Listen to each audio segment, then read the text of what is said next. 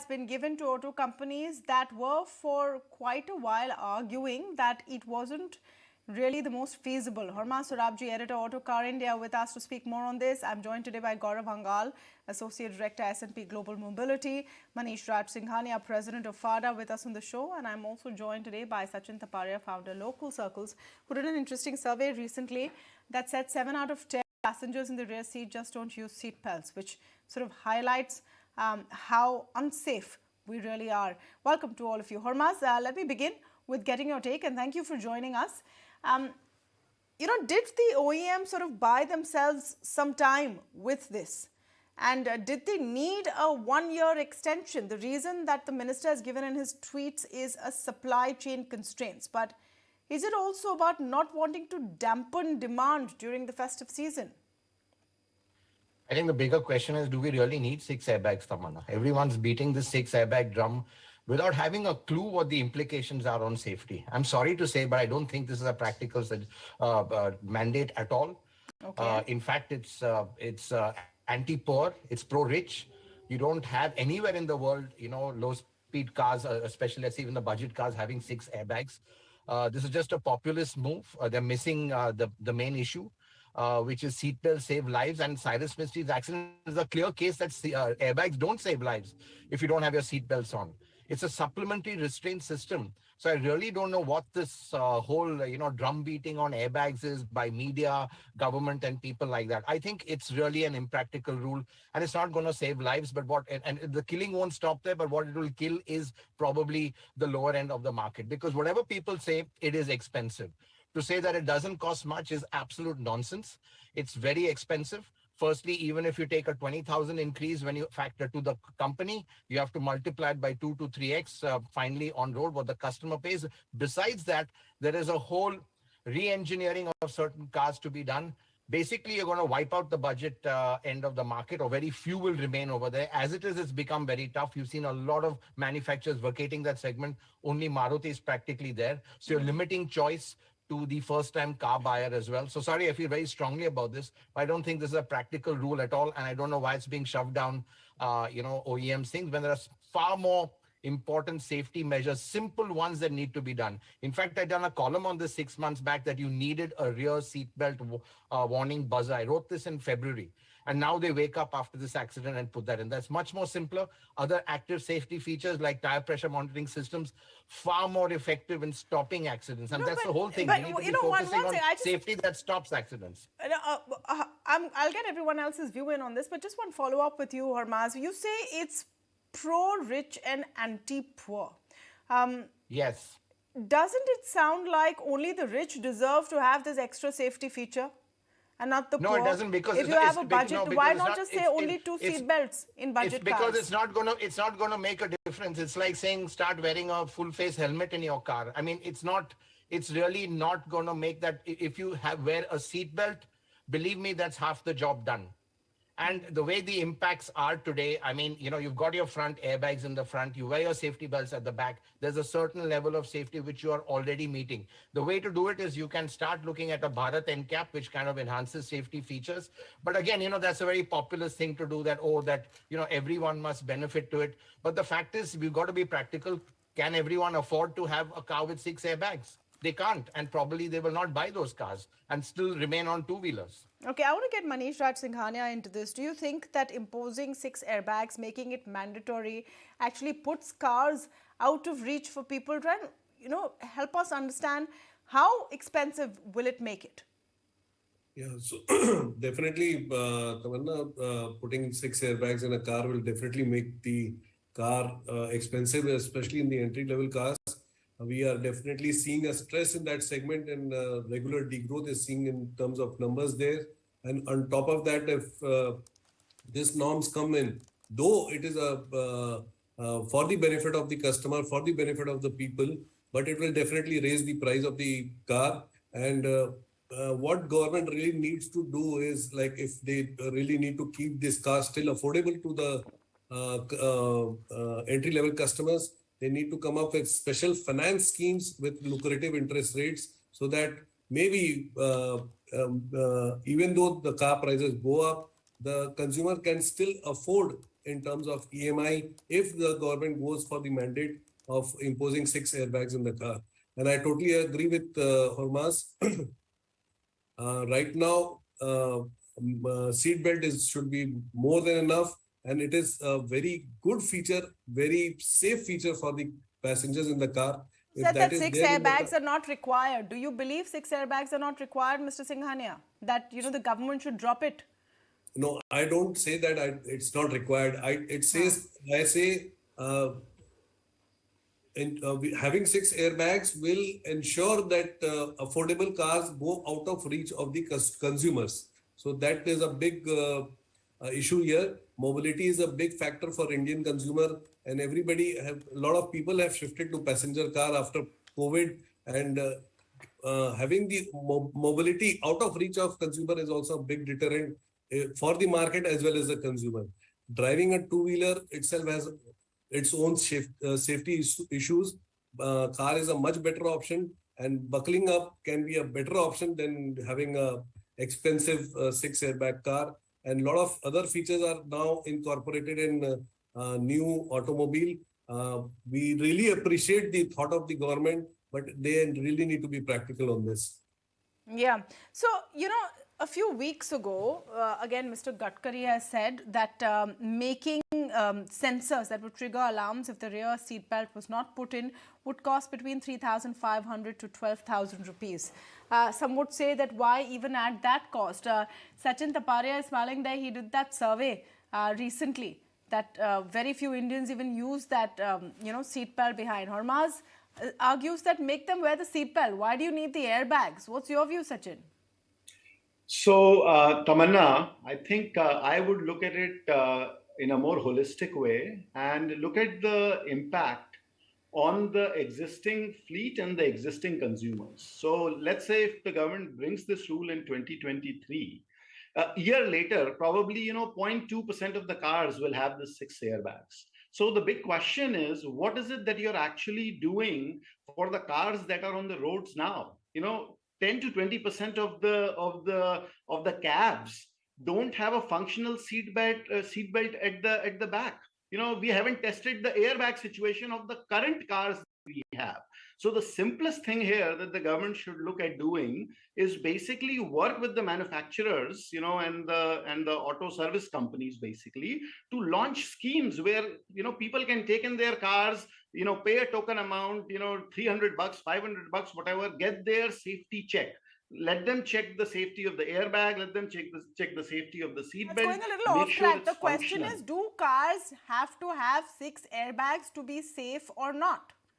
It's coming down to that, isn't it? It probably is in interest of the consumer from a safety standpoint, but it's highly impractical. And this impractical is how I would mark this ministry. I would go to the extent that this is the 4th impractical policy by this ministry. The first one was taxi aggregator rules, never implemented. Motor Vehicle Act, never implemented by the states. Nobody is implementing it. Vehicle scrappage policy, 30,000 kilometers on a senior citizen couple, vehicle, which is 15 years old, they're not ready to junk it. It has got to be a kilometer-based criteria rather than, age-based criteria. Okay, let me just quickly get Gaurav Vangal's first view in on this entire debate. So, Gaurav, we started with a question of if this is a safety feature, and now Hormazd, of course, is challenging it. He's saying we don't need 6 airbags. But if this is a safety feature that the Ministry of Transport believes in, why wait for a year? No, I think, Tamanna, even I have the same view that safety airbags, 6 airbags, I think it's not, it should not be mandatory. If you are looking for the safety of the passenger, I believe that reinforcement of the structure of a car is very important. You need to reinforce the structure first. I generally give the example to our clients that if you are sitting in the weak structure, you put 6 or 8 or 10 airbags. If the structure is not going to support you, you're going to get killed, right? So I think reinforcement is very important, and government should look at it. And second important thing, which just Hormazd had mentioned, that they need to expedite the BN cap ratings. And as per the BN cap rating, what consumer is looking to opt, they can opt for, right? It is going to put direct pressure. That is very, very sure that it is going to put direct pressure on the Yes, A segment. We are already struggling. This segment is already shrinking. I think as per our research, our S&P Global Mobility research, this market segment is going to shrink from the 18% to the 15% by 2027. But one thing companies also need to understand that whatever the value analysis and value engineering they are doing on the structure of the car, I think it is good till the time it is not compromising with the safety of the passenger or the life of the passenger. They have to stop somewhere with the value analysis and value engineering. It is important, but they should not weaken the structure of the vehicle. That's why I'm putting every time, I've been quite vocal about it, that we need to reinforce the structure with the high strength steels rather than going for the 6 or 8 airbags in the car. One minute, Gaurav. If the argument is that 6 airbags would make everything expensive and out of reach, then this reinforced, restructured cars are sounding like it's even more expensive. If the problem is that you're going to push out the lower end consumer, and it is anti-rich, anti-poor, so then the reason why cars are made a certain way in India is for the affordability factor. We have to add safety in that context, isn't it? Yes, Gaurav. Is it to me or yes, Gaurav. So I think the argument is somewhere right that it is anti-poor, but yes, I think the responsibility of lives goes to the government.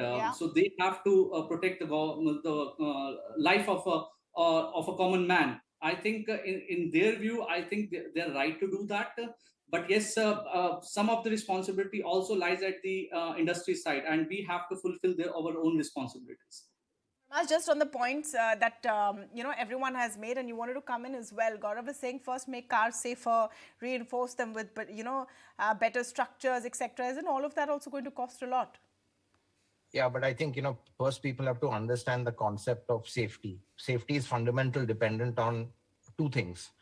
One is speed, and the other is driver experience or driver error. Speed is the biggest killer. Now, quite frankly, looking at our environment, a lot of vehicles operate in a low speed environment. And, putting airbags, is it necessary? Just to give an analogy, it's like making helmets necessary for cyclists. Wouldn't it be safer? I mean, it would be safer, wouldn't it? I mean, logically, it would be than having a helmet. Exactly. But it's just not practical, and it's an overkill. But it is mandatory in many parts of the world. If you're a cyclist, where does a bicyclist wear a helmet? Please tell me that. Where is the rule? But it is preferable, isn't it, Hormazd, that a cyclist wears a helmet? No, but I'm saying, is there a rule on that? And I'm saying, should he wear a full face helmet like you wear on a motorbike? Wouldn't that be safer than any other helmet? I mean, we're just being totally impractical and more populist, trying to make a point where really it's probably priority number 25 in so many other things that need to be done. One, you need to improve active safety. You have to prevent the accident. I think everything has to be focused on that. And there are simple measures to do that. So I think that's not being done. And everyone's going on this 6 airbag rule where, frankly, realistically, it will really not end up saving many lives. Because maximum number of deaths happen on two-wheelers. There are buses which go into gorges, maximum deaths happen. Why don't you analyze how the deaths happen? Point number 2 is, which is the safest vehicle today in terms of deaths per, in terms of percentage? It's a 3-wheeler. Now, you would imagine a 3-wheeler would be super dangerous, but no, because it operates in a low-speed environment. And that's where driver reaction time comes into play. The faster you go, the more chance there is of you having a bad accident.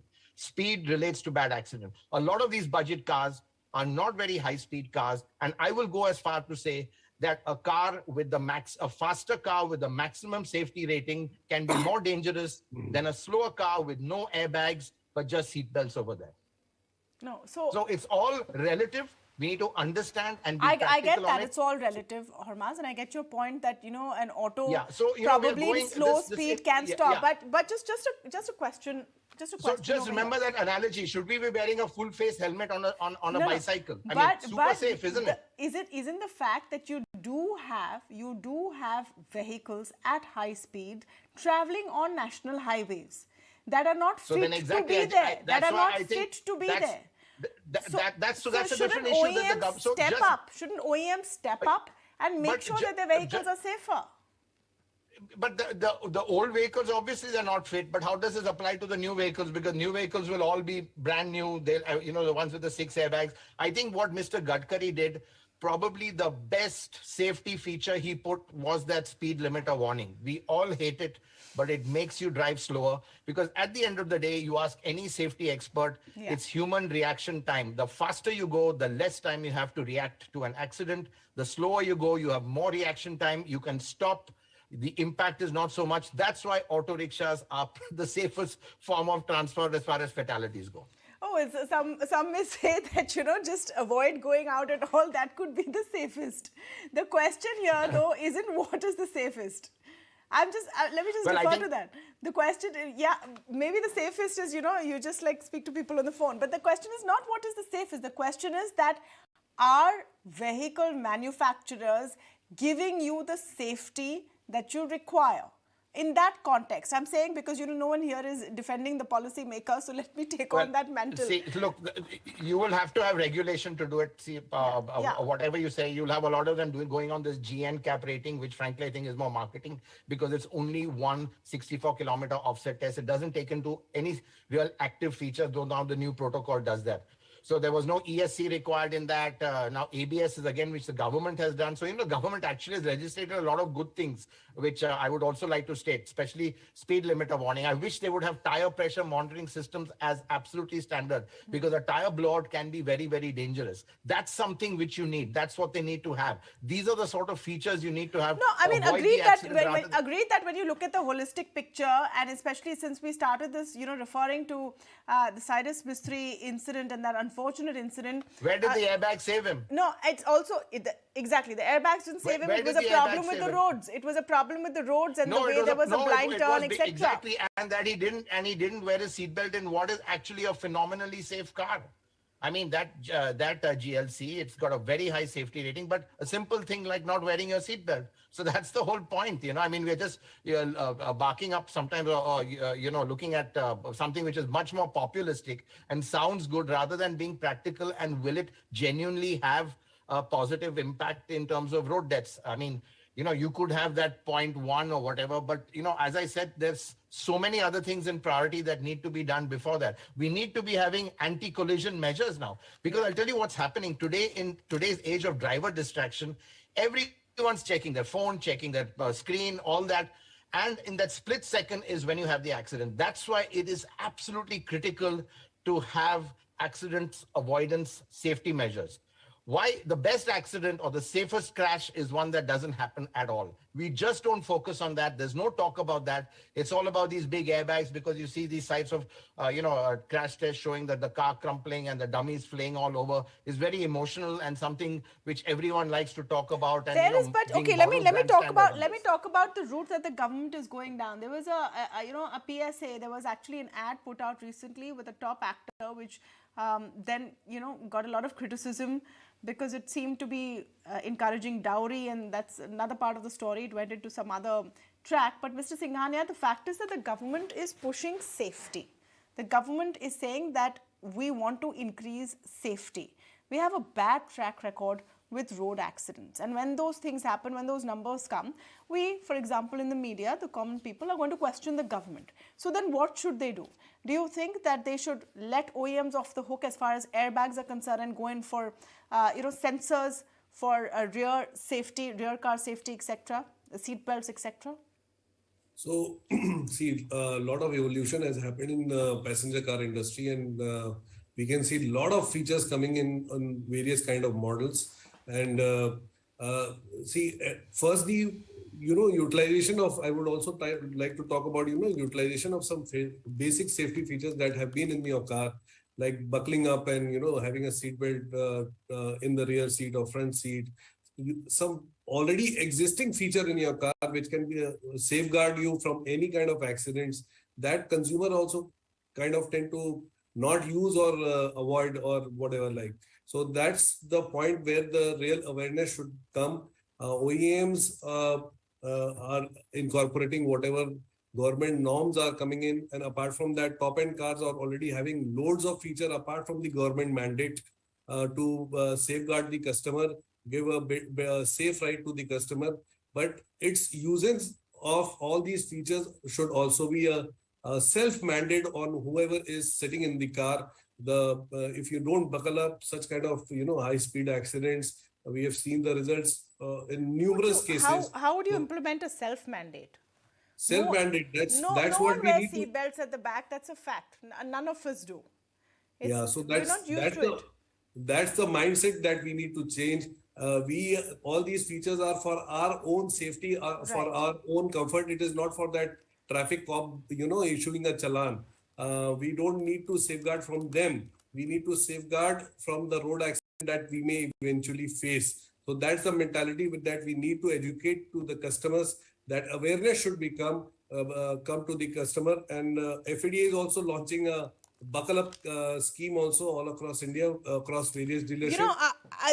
That you're absolutely right, sir. But the fact is, the sad fact is that unless there is a penalty, people don't implement safety on their own. Bikers were not wearing helmets till they were getting stopped and fined.